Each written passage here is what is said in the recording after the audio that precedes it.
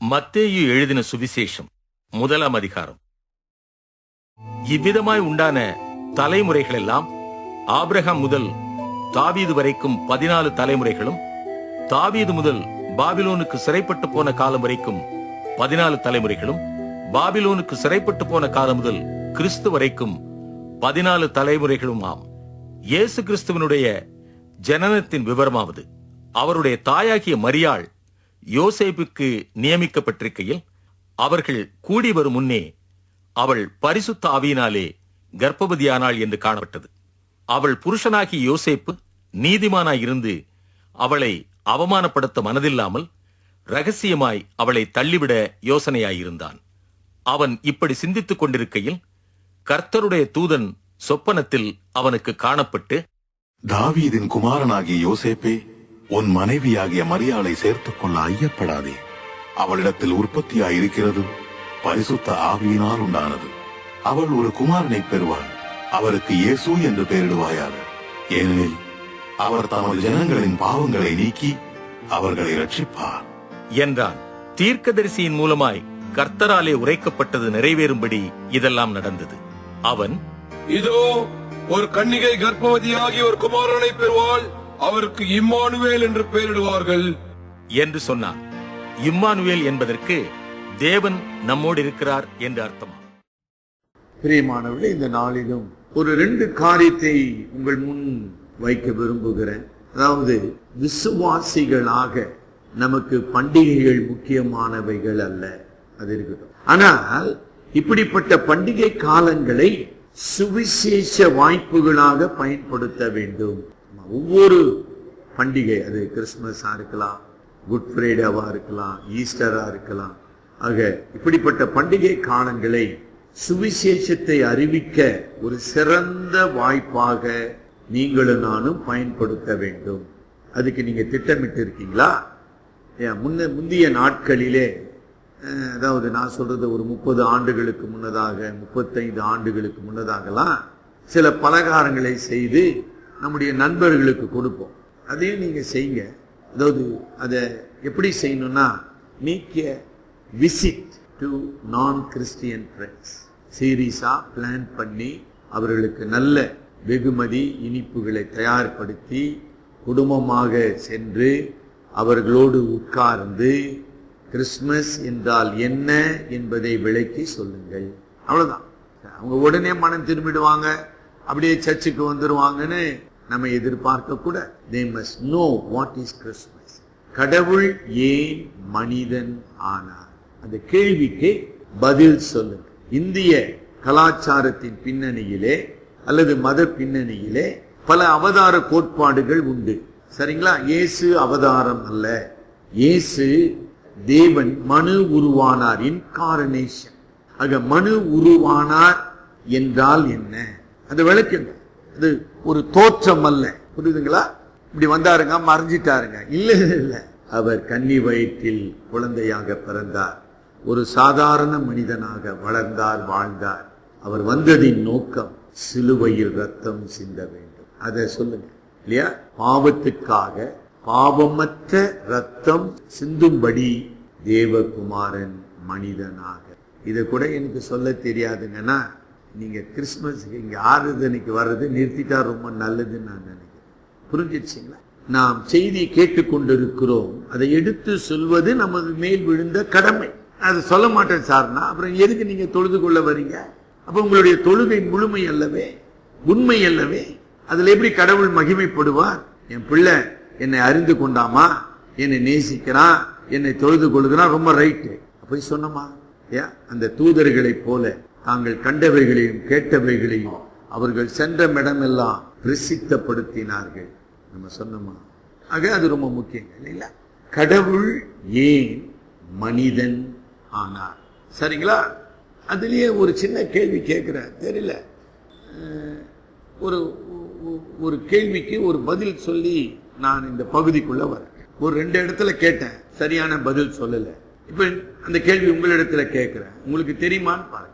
உங்களை பார்த்து ஒரு இந்து கேட்கிறாரு, ஏன் சார் கடவுள் ஒரு கன்னி வயிற்றில் பிறக்க வேண்டும்? உங்ககிட்ட அது மாதிரி கேட்டிருக்காங்களா? கொஞ்ச நேரம் யோசனை.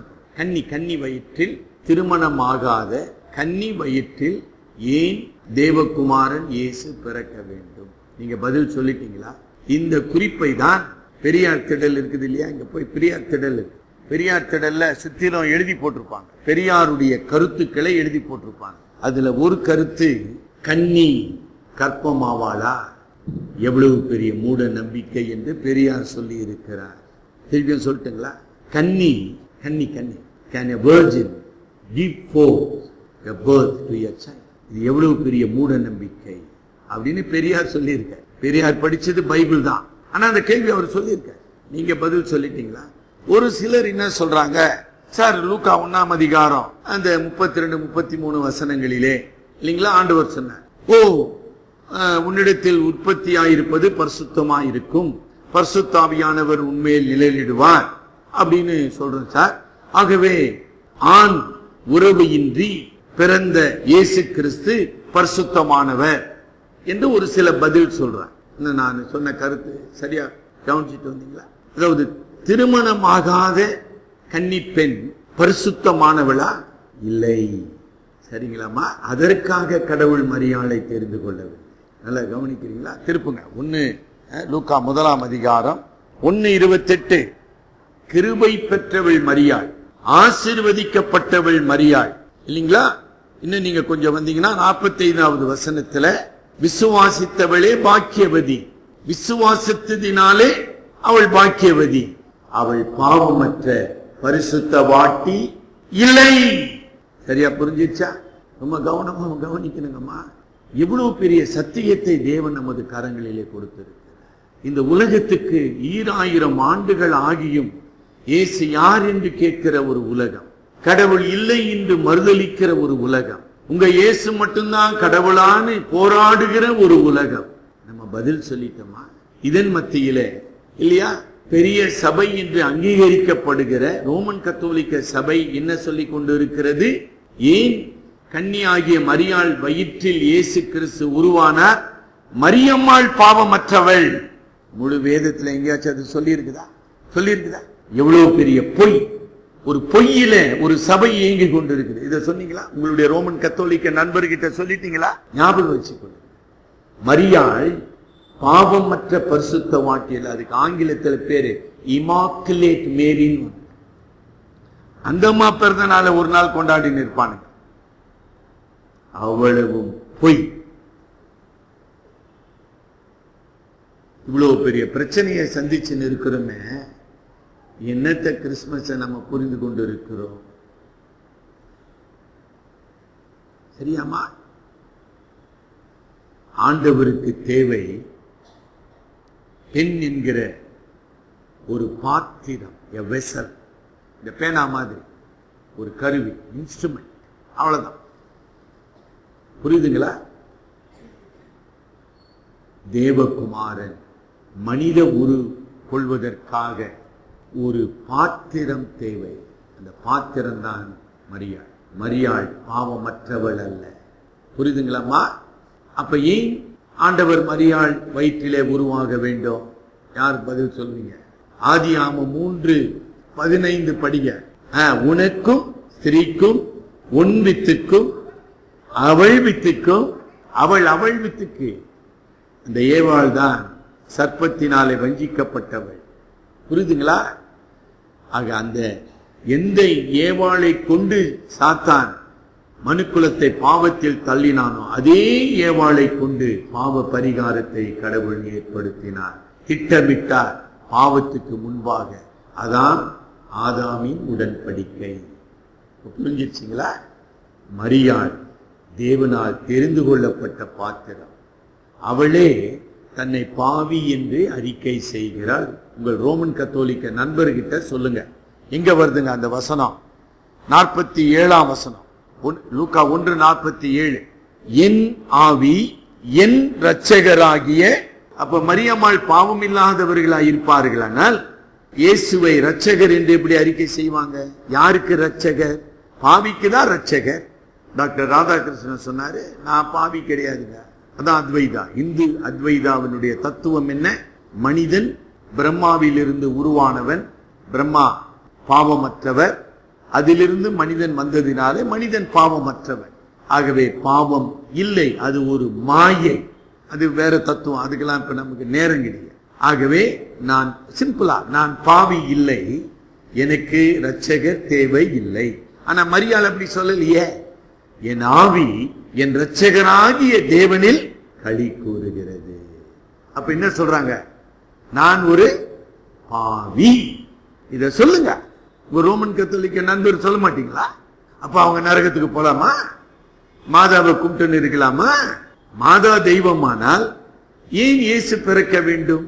மாதாவினுடைய மன்றாட்டினாலே நான் மோட்சம் அடைய கூடுமானால் ஏன் இயேசு சிலுவையில் மரிக்க வேண்டும்? இதெல்லாம் கேட்க மாட்டீங்களா? சார் மாதா தான் சார், சார் தாய் இல்லாத எப்படி சார் புள்ள வரும்? அப்படித்தானே பேசுறாங்க. பார்த்தீங்களா? இப்படிதான் துருதுன்னு கேட்டுக்கிறான்.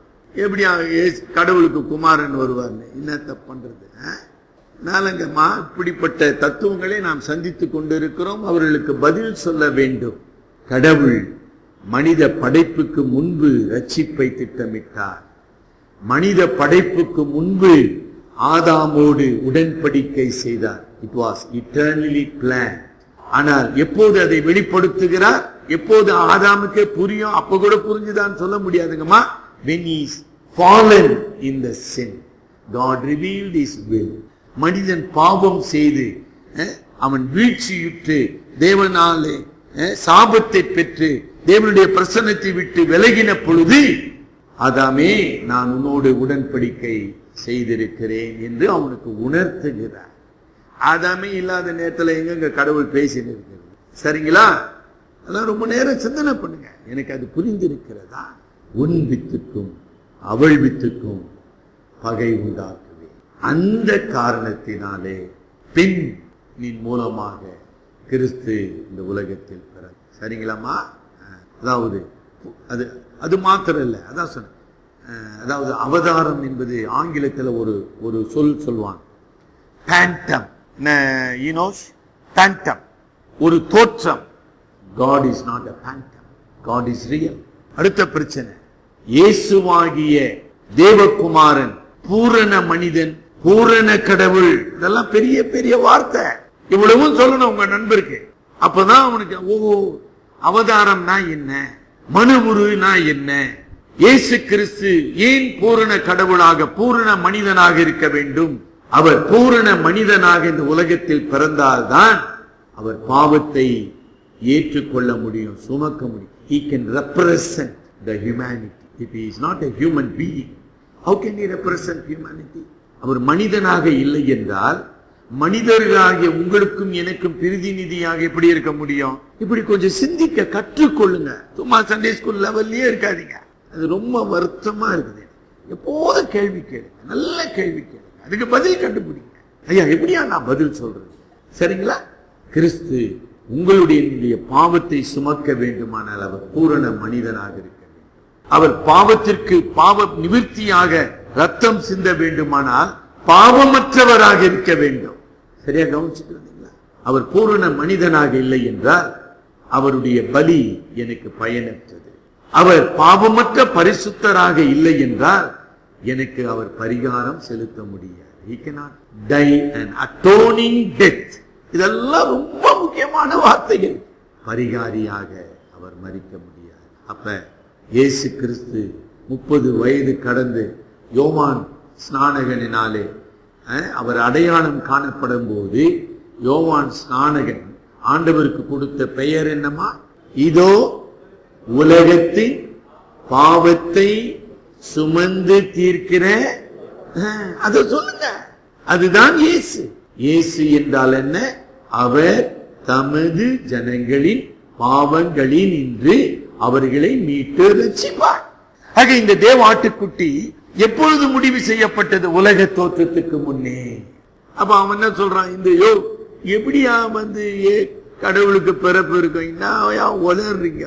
கடவுள் என்பவர் பிறப்பில்லாதவர், இறப்பில்லாதவர் அப்படின்றான். நம்ம என்ன சொல்றோம்? அவர் பிறந்தார். ஆனால் பிறப்பு அல்ல, அவர் வாழ்வின் தோற்றம். பிறப்பு என்பது பாவ பரிகாரியாக இந்த உலகத்துக்கு வந்த ஒரு நிகழ்வு. தேவகுமாரன் எப்பொழுதும் தேவகுமாரனாக இருந்து கொண்டிருக்கிறார். அதனால்தான் யோவான் சுவிசேஷத்துல ஆதியிலே வார்த்தை இருந்தது, அந்த வார்த்தை தேவனிடத்தில் இருந்தது, அந்த வார்த்தை தேவனாய் இருந்தது, அந்த வார்த்தை மாம்சமாகி மனுஷ ரூபமாய் இந்த உலகத்துக்கு வந்து இவ்வளத்தையும் விளக்கணும். சும்மா ஏசு அவதாரம் இல்லைன்னா அவன் ஏத்துக்குவானா? பயாசதான். You have to explain in every detail. எப்படி மாம்சத்தில் வந்த இயேசு கடவுளாக இருக்கிறார், இஸ்லாமியருக்கு அதை நம்ம விளக்கணும். எப்படி மாம்சத்தில் வந்த இயேசு பூரண மனிதனாக இருக்கிறார். அப்ப ரத்தம் சிந்துதல் இல்லாமல் பாவ மன்னிப்பு உண்டாகாது. எந்த ரத்தம் சிந்தப்பட வேண்டும்? அப்ப பலி, பலின்ற அந்த கான்செப்ட் சொல்றோம். அப்ப குறிப்பா நம்முடைய இந்துக்கள் அதை புரிஞ்சுக்குவாங்க. ஓஹோ, பலி ஆமா சார், கரெக்ட். இந்த பலி செலுத்துவது பாவமற்ற பலி. அதற்காக தான் கடவுள் மனிதனானார். இன்னும் உங்களுக்கு கஷ்டம் சொல்றதுல, ஆமா அதை ஏத்துக்கணும்னு அவசியமே கிடையாதுங்க. நீங்க கரெக்டா சொல்லிட்டீங்களான்றதுதான் இப்ப எனக்கு பிரச்சனை. நீங்க போய் உளறி நின்றீங்கன்னா என்ன பிரயோஜனம்? புரியுதா? ரொம்ப தப்பு, ரொம்ப நேரம்.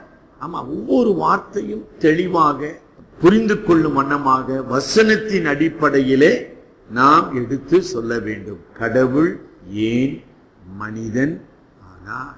சரிங்களா? இதான் ஒரு கேள்வி. சரி, இப்ப நம்ம மத்தேயு 1ஆம் அதிகாரத்துக்கு வரலாம். இந்த மத்தேயு 1ஆம் அதிகாரத்துல முதல் 17 வசனங்கள் ஒரு மாபெரும் உண்மையை நமக்கு அறிவித்துக் கொண்டு இருக்கிறது, உலகத்துக்கு அறிவித்துக் கொண்டு இருக்கிறது. இந்த நண்பரிடத்துல உட்கார்ந்து பேசு. குறிப்பாக எந்த மதமும் வரலாற்றுக்கு முக்கியத்துவம் கொடுப்பது கிடையாது. குறிப்பாக இந்து மதத்துல வரலாறே கிடையாது. உனக்கு ஏதோ தயார் பண்ணின்னு இருக்காங்க, சொல்லிட்டான். They don't have any history. அதெல்லாம் இப்ப நான் பேச ஆயத்தமா இல்லை. ஆனால் வேதத்தின் கடவுள் மனுஷ ரூபமாய் வந்த தேவகுமாரனாகிய இயேசு வரலாற்று நாயக என்பதை நீங்க வசனத்தின் மூலமாக என்ன செய்யணும்? அறிவிக்க வேண்டும். மத்தேயு 1:1 என்ன சொல்லுதுங்க?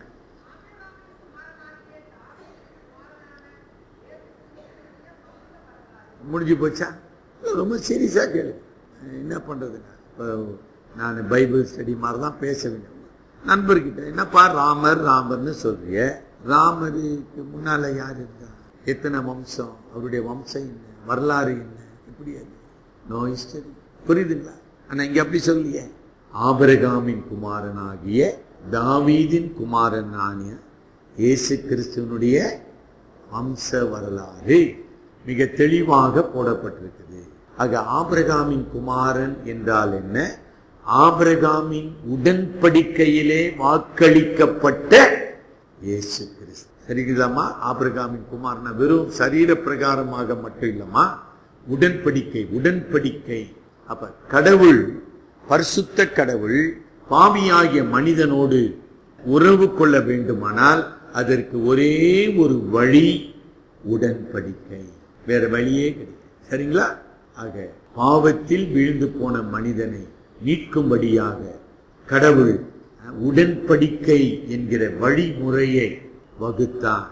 ஆதாமோடு உடன்படிக்கை, நோவாவோடு உடன்படிக்கை, ஆபிரகாமோடு உடன்படிக்கை, சீனாய் மலையின் அடிவாரத்தில் இஸ்ரவேலரோடு உடன்படிக்கை, தாவீதோடு உடன்படிக்கை, இயேசு கிறிஸ்துவாகிய தேவகுமாரன் மூலமாக புதிய உடன்படிக்கை தான் வரல. சரிங்களா? ஆக ஆபிரகாமின் குமாரன் என்று சொல்லும் பொழுது என்னங்கம்மா? ஆபிரகாமின் உடன்படிக்கை. சரிங்களா? ரைட். அப்ப அந்த மிக தெளிவாக 1000 ஆண்டுகளுக்கு, தாவீதின் காலம் முதல் இயேசு கிறிஸ்துவின் காலம் வரைக்கும் ஏறக்குறைய 1000 ஆண்டுகள், 42 தலைமுறைகளை நாம் வேதத்தில் பார்க்கிறோம். அது பதிவு செய்யப்பட்டுள்ளது. சரிங்களா?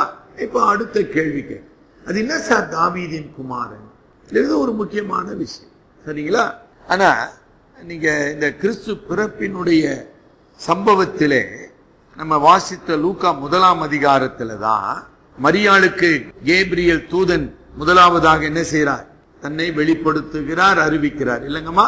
அதாவது மத்தேயு 1:18-20 முன்னதாக நிகழ்ந்த நிகழ்ச்சி எது? லூக்கா 1:26 முதல் 37. அப்ப மரியாள் கிட்ட என்ன சொல்றார் கேப்ரியல் தூதன்? என்ன சொல்லுகிறார்? படிங்க 32-33.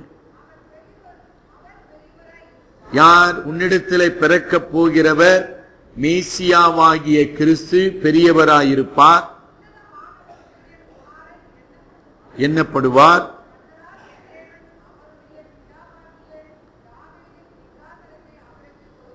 எதுக்குங்க இதை சொல்லணும்? இப்போ மரியாளுக்கு என்ன விளங்கும்? கர்த்தராகிய தேவன் அவருடைய, அதாவது மேசியாவுடைய பிதாவாகிய தாவீதின் சிங்காசனத்தை அவருக்கு கொடுப்பார். அது என்னத்துக்கு சொல்லணும்? அப்ப என்ன பொருள்? தாவீதோடு கடவுள் உடன்படிக்கை செய்திருந்தார். சரிங்களா? 2 சாமுவேல் 7ஆம் அதிகாரம் 16ஆம் வசனம். உன் ராஜ்யம்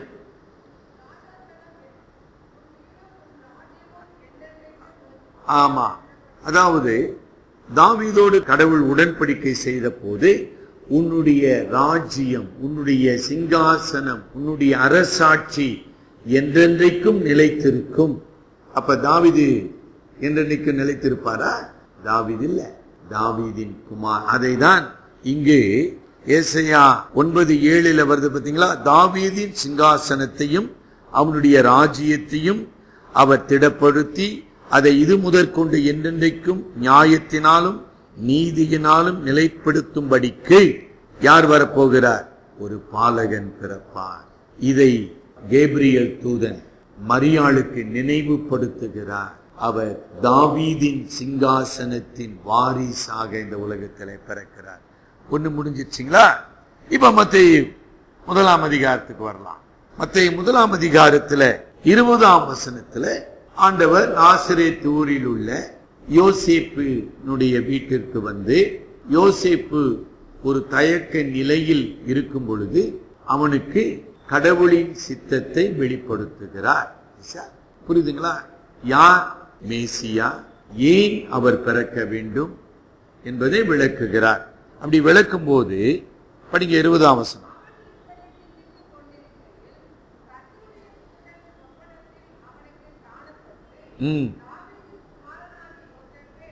தாவீதின் குமாரனாகிய யோசேப்பே,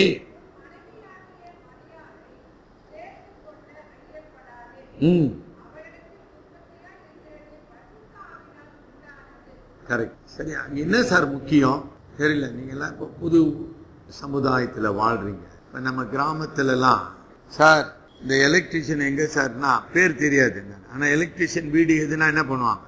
காமிச்சிருவாங்க. இங்க ஒரு தச்சர் இருக்கிறாருங்க, இங்க ஒரு கொல்லர் ஒருத்தர் இருக்கிறாங்க, இங்க மேஸ்திரி சார், சார் மேஸ்திரி வீடு இதான் சார் தச்சர் வீடு சொல்லுவாங்கல்ல, இதுதானே உண்மை. அப்ப யோசேப்பு என்ன வேலை செஞ்சாருங்க? தச்சர் வேலை. அப்ப இங்க நாசரேத்துல வந்து சார் தச்சர் வீடு எங்க சார் இருக்குது, நான் என்ன சொல்லுவாங்க? யோசேப்பு பேர் தெரியாது, ஆனா என்ன தெரியா? தச்சர். ஆக யோசேப்பு தன்னை ஒரு ஏழை தச்சனாக தான் அறிந்திருந்தார். இதெல்லாம் கொஞ்சம் புரிஞ்சிக்க முயற்சி. இப்ப இருக்கிற உலகம் வேற, மாற்றிக்கு அவங்கதான் அந்த தொழில். ஆக தொழில் அடையாளத்தை உடையவன் யோசேப்பு. ஆனா காபிரியல் தூதன் வந்து அவனை எப்படி அழைக்கிறாரு? தச்சனாகிய யோசேப்பு என்னாரா? என்னன்னு? தாவீது. ஆமா, இது வரைக்கும் அவன் வாழ்க்கையில கேட்டதே கிடையாது. யாரா தாவீது? புரியுதா உங்களுக்கு? அதுதான் ரொம்ப முக்கியம். அவன் நினைச்சு பார்த்தது கிடையாது. அவன் தான் பரதாமா இருக்கிறான், அட்ட வேலை சாப்பாட்டுக்கு வழி இல்லாத இருக்கான். இவன் எப்படி தாவீது இருக்குவான்? தாவீது அரசன். அப்ப பாத்தீங்களா? தாவீதின் உடன்படிக்கையின் வாரிசாக யோசேப்பு அங்கு இருக்கிறார். அந்த யோசேப்பின் மூலமாக கிறிஸ்து இந்த உலகத்திலே பிரவேசிக்க, மரியாள் தாவீதின் வம்சத்தின் பிரதிநிதியாக இருக்கு. ரொம்ப முக்கியமா வரலாறு உங்க நண்பர்கிட்ட சொல்லுங்க. சும்மா இல்லைங்க பைபிளே, இது நான் கதையா எழுதி இருக்குதுங்க, இல்ல இதிகாசமா? இல்ல வரலாறு. கடவுள் மனிதனை படைத்தார் மட்டுமல்ல, மனித வரலாற்றிலே அவர் செயல்படுகிறவராக இருக்கிறார். செயல்படுகிறார். 1000 ஆண்டுகள் அந்த வம்சத்தை கடவுள் பாதுகாத்து வருகிறார். இவ்வளவு ஆச்சரியம் இல்ல? மகா அலெக்சாண்டர்னு படிச்சோம். மகா அலெக்சாண்டர் பேர பிள்ளைங்க இருக்கிறாங்களா? இப்ப நம்ம இதுல கொண்டாடுகிறேன் சார், தஞ்சாவூர் ராஜாதி ராஜ சோழ இல்ல, அவன் கொள்ளு பேர இன்னைக்கு இருக்கிறானா? இல்ல. அப்ப இதுல இருந்து என்ன தெரியுது? கடவுள் செயல்படுகிறார். கடவுள் மட்டுமே தாம் நினைத்ததை, தாம் திட்டமிட்டதை என்ன செய்ய முடியும்? இந்த உலகத்துல நிறைவேற்ற முடியும். இதுதாங்க சாட்சி, சும்மா இல்ல இயேசுநாதர். சரி, இது 2 புரிஞ்சிடுச்சுங்களா? இப்போ என்ன பண்ணாங்க? இந்த தேவ தூதர்கள் எங்க போனாங்க? ஆண்டவர் பிறந்த நாள் என்று தேவ தூதர் எங்க போனாங்க? மேய்ப்பர்கள் கிட்ட போனாங்க. என்ன சொன்னாங்க? மேய்ப்பர்கள் கிட்ட என்ன சொன்னாங்க? இன்று கர்த்தராகிய கிறிஸ்து என்னும் இரட்சகர் உங்களுக்கு சோலா ஹோட்டலில் ரூம் நம்பர் 108 பிறந்து இருக்கிறார் சொன்னாங்களா? யோசனை பண்ணுமா, சும்மா கதை இல்லமா இது. தாவீதின் ஊரிலே. பைத்தியமா கடவுளுக்கு? யோசிக்க வேணாம், என்னடா சொல்றாரு? இன்று கர்த்தராகிய கிறிஸ்து என்னும் இரட்சகர் தாவீதின் ஊரிலே. தாவீது தவிர்க்க முடியாதவர். இதை புரிஞ்சிக்க முயற்சி செய்யுங்க. எப்ராத்தா எனப்பட்ட பெத்லகேமே, என்ன பியூட்டிஃபுல். இயேசு கிறிஸ்து பிறப்பதற்கு 8 நூற்றாண்டுகளுக்கு முன்னதாக தாவீதின் ஊரிலே கிறிஸ்து பிறப்பார். இதெல்லாம் ரொம்ப சின்ன விஷயம், உங்களுக்கு ரொம்ப தப்புங்கம்மா. கடவுள் செயல்படுகிறார். அது ரோம ஆட்சியா இருக்கலாம், கிரேக்க எந்த ஆட்சியா இருக்கட்டுங்க, கடவுளுடைய சித்தம் நிறைய. அப்ப என்ன லூக்கா 2 என்ன வாசிக்கிறோம்? அகஸ்திராயின் காலத்தில் முதலாக குடிமதிப்பு எழுதப்பட்டது. குடிமதிப்பு எழுதப்படும்படி நாசரேத்தூரிலிருந்து யோசேப்பும் மரியாளும் தாவீதின் ஊர் ஆகிய பெத்லகேமுக்கு சென்றார். இது ரொம்ப சின்ன விஷயமா? எல்லாம் சின்ன விஷயங்கள், ரொம்ப தப்புங்க. கடவுளுக்கு நீங்கள் கணக்கு கொடுக்க வேண்டும். கடவுள் அற்புதமான ஒவ்வொரு ஆஸ்பெக்ட் புரிஞ்சுதுங்களா? இப்ப புரிஞ்சுதா? தாவீதின் உடன்படிக்கை, தாவீதின் வாரிசு, தாவீதின் வம்சம், தாவீதின் சிங்காசனம், தாவீதின் ஊர், தாவீதின் ஊரிலே. அது மாத்திரமல்ல, நம்ம போன வாரம் தியானித்தோம். இயேசு தன்னுடைய 3 ஆண்டு பணிகளை முடித்து அவர் சிலுவைக்கு போகிறார். அப்பதான் அவர் என்ன பண்றார்? எருசலேமுக்கு பவனியாக வந்தார். அப்ப எல்லாரும் என்ன ஆர்ப்பரித்தார்கள்? மத்தேயு 21:9 முன்னடப்பாரும் பின்னடப்பாரும் நம்ம பண்ணாங்க தாவீதின் குமாரனுக்கு. இது ஒரு சார் ஆகஸ்ட் மாதம் நடந்துச்சு சார், அப்படியா? It is not accidental. அப்படி படிமா பைபிள, கடவுளுடைய வார்த்தைமா அது. அப்படியே நடுங்கணும் நம்ம. என்ன ஆச்சரியம்! யாரும் உங்களுக்கு சொல்லி கொடுத்தா? அந்த மாதிரி பிள்ளைங்களுக்கு யாரும் சொல்லி கொடுக்கலையே. சண்டே ஸ்கூல்ல நடத்தினாங்க. யோசனை பண்ணு. அவர்களாகவே பாடுகிறார்கள், தாவீதின் குமாரனுக்கு ஓசன்னா. ஓசன்னா என்றால் என்ன? ரட்சியும், ரட்சகர். இதெல்லாம் சொல்லி கொடுத்தாங்களா? என்னத்த படிச்சோம் நம்ம பைபிள். அதுக்கு ஆண்டவர் என்ன சொல்றார்? சங்கீதம் 8:2 குழந்தையின் வாயிலாக பாலகரின் வாயினாக துதியை உண்டாக செய்தே. எவ்வளவு அற்புதமான ஆண்டவர்! ஒவ்வொரு நிகழ்ச்சியிலும் கடவுள் செயல்படுகிறார், அவருடைய ஆளுகை செயல்படுகிறார். இவ்வளோ பெரிய சத்தியத்தை வச்சுக்கிட்டு நம்ம என்ன செய்து கொண்டிருக்கிறோம்? கடவுள் ஏன் மனிதனானார்? 21ஆம் வசனம் படிங்க.